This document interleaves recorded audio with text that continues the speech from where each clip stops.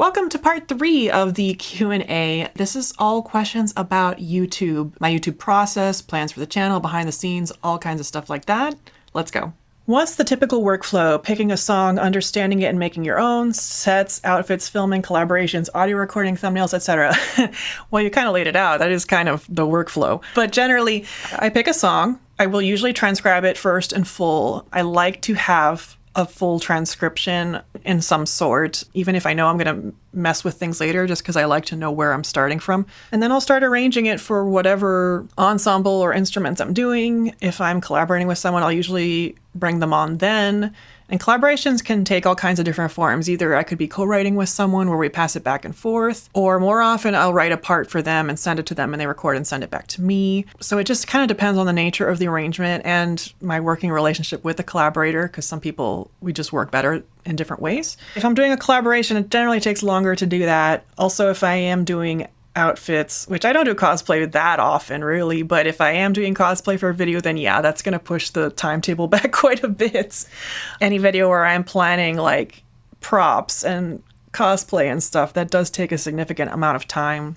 I generally do take a long time to make my videos, and that's not necessarily in terms of amount of hours spent, although there are a lot of hours spent, but what I mean is, like, let's say a video took me 30 hours to make. That's like a typical work week, right? But I'm not doing it start to finish in 1 week. I'm always working on many videos at the same time. It's just easier that way because there's so many moving parts, like with the cosplay, with collaborations, with figuring things out. And so it's just easier to do it that way. Also, the few times I have tried to do videos very fast, like when No Promises to Keep came out, and I was like, I really want to do this one as fast as possible. Then we had a tornado come that knocked out our power for 3 days. And so, you know, trying to do things in a short frame of time typically hasn't worked for me, especially since I have a toddler. It's like I have to be flexible. So it's just easier if I'm kind of working on a lot of things at once, and then that way things can get done when they're done, and I always have something to work on. Filming is pretty straightforward, but probably my least favorite part of the whole process. Generally, it takes me like an hour or 2 hours to film a video,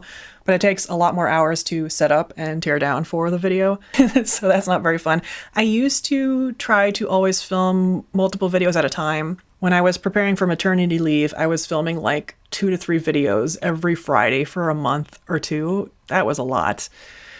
But it was great. I felt super efficient with what I was doing. But these days, since having a toddler, like, I find it really hard to film more than one video at a time. It just takes a lot of time. Setting up for videos is more difficult now with my house as it is, and just finding the time to do that. So yeah, it takes a little longer, but I do my best. Audio recording, I do here in this room at my desk. So after I transcribe and arrange, I'll typically do like a scratch demo in Logic where I'll just record a bunch of stuff, figure out what sounds best, finalize the arrangement, and then I'll do final recordings later to replace all of that. If I'm doing a collaboration with a cellist, then usually I'll do the scratch recordings first so that he has something to record with. Then he'll send his part, and then I will re-record again to his part, because you always want to tune against the cello, so it really makes no sense to do final recordings without the cello in there first. It's a lot easier to play in tune when you have a cello part to listen to. I usually will film as early in the process as I can, like as soon as enough is finalized about the arrangement that I'll be like, okay, this is all I need. I know this isn't going to change, and this is what I need to film. I'll usually film, because it's harder for me to carve out time to film since it takes like a whole day or 2 days of like setting up and hair and makeup and all that stuff. So I usually try to like fit that in wherever I can, so I'm not like waiting on having to film, because I can always mix and stuff later. Just like I can always video edit at any time, but filming and recording are things that I really have to budget a lot of uninterrupted time for. Can you imagine making a complete behind-the-scenes video or a series of videos in which you show completely how you practice a song, record it, program, or record all the additional instruments, and then mix and master the song in detail? Honestly, probably not, because that's a lot. And the bigger thing, too, is it's really hard for me to imagine doing that because all of my arrangements are very different. So showing how I mix in detail a track that's just violin and piano, one that's overdubbed string quartet, one that includes primarily live instruments from a lot of different collaborators and instruments, one that has 150 tracks of solo violin stacked with samples and percussion and all kinds of other electronic nonsense. These are all very different, and I wouldn't even know where to start to talk about that. I am interested in doing more behind the scenes stuff in general, but I need to gauge interest on it because typically when I've done it in the past, it hasn't been very popular. And when I do it like on Patreon, most people don't watch. I did a whole bunch of breakdowns for all of my stuff on my latest album on Patreon, but most people didn't watch them. I mean, it's fine if people aren't into that, but it's a lot of work for me to create this kind of video. So I want to make stuff that people are actually going to be interested in watching. And that's going to be like really relevant, you know? I did do a behind the scenes kind of series on YouTubing in general back in the day, but those videos are so outdated now. So I'm probably going to do new versions of stuff kind of like that. But it'll be kind of topical. It won't be just like a thing from start to finish or anything like that, but just based on things that I think would be the most interesting. So if you have any ideas of stuff you'd like to see, please let me know. What's your dream audio gear you'd love to have in the future or instruments? Oh, you know, as much as I have some dream mics I'd love to have, I feel like I'm okay in that department for now. If we're talking instruments, like, yeah, I would really love to have a lever harp.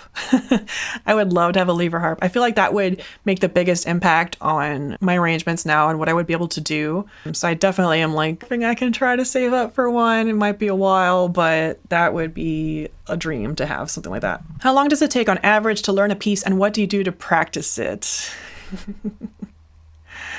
So it might surprise you to hear that I don't really learn or practice the pieces that I record on here. So let me give you an analogy that I got from a friend that I thought was really relevant. But let's say I wrote a script for a play and I typed out the script for you to read, for us to read together.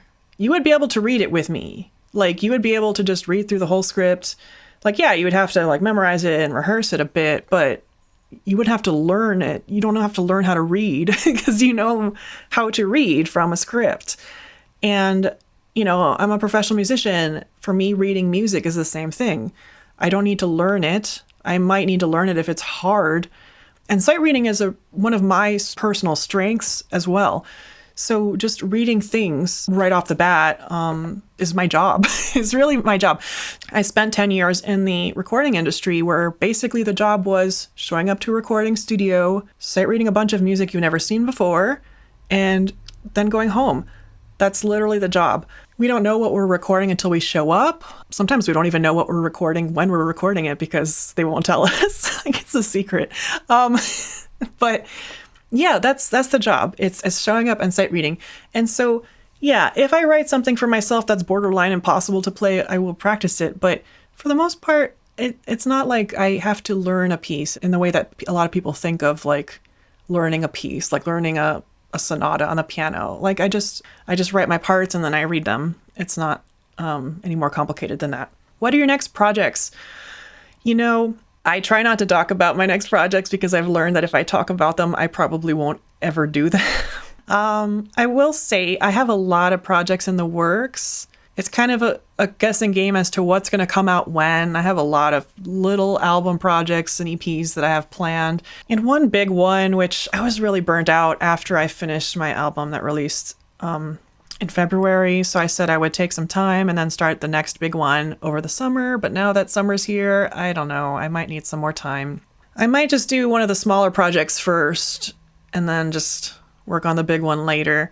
The big one is one I've always wanted to do. It's for a franchise that means a lot to me. And so I feel this extra pressure to do a good job with it, which is kind of part of the problem because I'm putting all this extra pressure on myself. But, you know, it'll happen. Obviously, having a baby set me back a bit. And I've, you know, been kind of coming back from that, getting into more of a routine. I can actually start to make plans again. You know, I can't be too ambitious, obviously, because my time is so limited these days. What led you to start making videos? What motivates you to keep making them? The initial reason I started my YouTube channel was because I had this big album idea that I wanted to do, which is actually when I was just kind of like referencing, because I still haven't done it. And at the time I thought I would make a Kickstarter to record it professionally and all that stuff. But then I didn't have any audience. So I thought, okay, I'll start a YouTube channel. I'll get an audience. And then like a year later, I'll do this Kickstarter.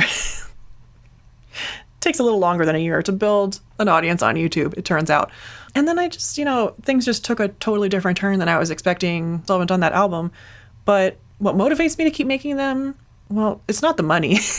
There is no financial motivation to do this. I just really enjoy it. You know, what I really enjoy is that I've always been the kind of person that, like, I was never satisfied just being a violinist. I am creative to my core. And so just doing one thing was never enough for me. Just playing music or just writing music. You know, the thing is that YouTube allows me to do everything. I get to write, I get to play, I get to produce, I get to do video editing, which I actually love. I didn't think I was going to fall in love with making videos like I did. I definitely don't need to make such elaborate videos because they don't tend to do well. But it's like, for me, I have to. I really enjoy taking something from a game and just kind of bringing it to life, because I wish they existed in real life. And especially since having a baby, like, there was obviously a period of several months where I was not able to work on music stuff, and I was just so tired, and, you know, there was no creativity flowing. And so once I started to get back into that, it's a part of me. I have to be creating things. I'm not myself if I don't get to create things. I'm not me without my art. So that's what motivates me. It's a purely selfish reason, right? I enjoy that other people enjoy my music. I definitely appreciate when people tell me it has an impact on them. And of course, I hope that it does.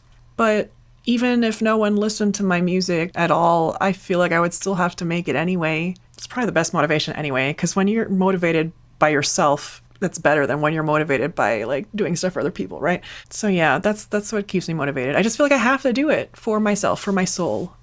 Does that make sense? What would be your dream collab? Could be people or instruments or just a song. I feel like I have been really fortunate to have had some amazing collaborators, and generally, if I want to collaborate with someone, it's not like, I feel like I could find a way to make it happen in most cases. But honestly, the thing that really jumps to mind for me, and this is going to sound like such a wacky idea probably, but I've always wanted to do, like, music videos that involve dancing, dancers. It's kind of hard to explain this, but I did ballet when I was a kid. I was a social dancer for many years. That's how I met my husband. Dance is a really big part of, like, me at my core, and I just really appreciate it so much. And I feel like video game music would really lend itself well to that. Also narratively, you know, telling the story. But I don't know any dancers. I don't have any local dance company connections. I wouldn't even know where to start with that. It feels like the kind of thing I would have to raise a lot of money for to do. And then you'd be running into problems with, like, copyright infringement for derivative works and stuff. So don't want to get DMCA'd on Kickstarter. But yeah, I would love to try to do something like that, but it definitely feels like a pipe dream right now. My favorite video of yours is Noel's theme. Any chance of a remake like you did with Dire Dire Docs? Okay, so yeah, I have been kind of entering my remake era, as it were, where I've been going back kind of methodically through a lot of old tracks and remaking them in better quality, remastering them for new albums and such. Noel's theme is one I've definitely considered doing. The problem with Noel's theme is that it involves a collaborator. When tracks involve collaborators, I feel a little weird about remaking them unless I can get the person on board. And I'm not sure if I can, well, I haven't asked. And so it can be tricky to get someone on board to remake an old cover, especially if they have since become very successful and busy, which is the case with a lot of my collaborators because they're amazing. But yeah, I mean, I haven't asked to see if she would be interested in remaking it, but I would like to. If I do, it's probably going to be in the context of a Final Fantasy XIII EP or album, because there are a bunch of other tracks I would like to do as well. Favorite track from the Donkey Kong series, and what ones would you like to cover in the future?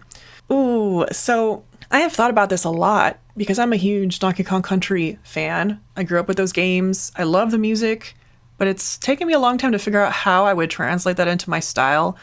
And it's more like my style is evolving into something that could work for DKC rather than the other way around. Like, I've gotten more into production and doing, like, you know, synth stuff and stuff with sample instruments. And so, like, I could see more of a way into how I would arrange something like aquatic ambience or something, but it's intimidating to me because that music is so good as it is. And, like, what would I do to put my own unique spin on it while also honoring how the music is? I don't know. I've only done one track so far, which was Crook's March, because that one is basically just orchestral. And so that translated really well. I also had started arranging Haunted Chase because similarly, that one would also be another one that I could do pretty easily. Once I figure out how I'm doing this, once I crack the code for how I can arrange the stuff in a way that feels right, then I'm definitely going to do all the big hits, Sticker Bush Symphony, Aquatic Ambiance, all the big ones. I mean, I definitely would start there for sure. Do you still regularly play with your string quartet? No, unfortunately. I mean, I don't regularly do anything since I had a baby and moved out here. I moved a little bit out of town, so I'm not as close as I used to be. But our violist had moved away several years ago, and after that it was kind of hard to keep the band together. It had always been really hard to schedule all the time that we could all meet. And as far as getting together to film videos, it was very stressful for me to do that because I'd have to bring all the equipment to someone's house, set it up, run the session myself while also playing. And it was just a lot. It was very difficult. I basically said I wouldn't do it again unless I had a home studio where people could come. So that'd be less work for me, or I could pay to have help or do it at a recording studio or something. So that's kind of where I'm at with that. I do really miss playing with them. Those were some really fun times at the beginning of my channel when we just read down 13 charts in a week. What's your secret to always being so cheerful as you look like you're always having fun in your videos? Thank you. My secret is acting. No, I mean, it kind of is. So the thing is, am I emotionally connecting to this music? Am I happy playing this music? Yes. Do I feel super cheerful and happy after I've been recording the same thing for 2 hours straight? No. No. Yeah, if I had to do one live performance of the song, I would look happy and into it. But as I have to do it over and over and over and over and over and over and over again, but that's part of what comes with being a performer. It's like being an actor, right? You have to do it. Like I said, the feeling is genuine, even if I'm not feeling it in that moment that I'm doing it. The feeling is still genuine for me, and that's what I want to come across to the audience. But the truth is, I'm actually a really reserved person by nature. I'm not very outwardly expressive, especially as a performer. That's something that my teachers really had to hit me over the head with over and over, to work on being more outwardly expressive when I play. And this was even in a classical music setting. So you can imagine, in other types of music, you have to be even more extroverted when you play. But even in classical music, I was too reserved and too much of a stick to connect with the audience. And so I had to learn to really come out of my shell and try to, because I feel the music very strongly, but it didn't always come across that way visually, which is important when you are performing, especially when you are an entertainer. It's something I had to work on, and it's something that I try to get across. And I'm glad that it comes across as genuine, because I do feel that way about the music. It's not fake, but it is a little bit like a persona when I'm actually in the heat of filming, because usually what I'm thinking about filming is the angle right? Is it in focus? Why does the lighting look funny? Did I get that fingering right? So, I'm glad that that's not what comes across, though, to you all, because the idea is to have you feel what I feel for the music. But I am having fun. I have fun when I record it. I have fun when I work on it. But making music isn't fun 100% of the time. It's still work. So, you got to do it even when it feels like work. Well, thank you all so much for all these great questions. I really enjoyed answering them, and I hope you enjoyed watching. So thanks all. I'll see you next time. Bye.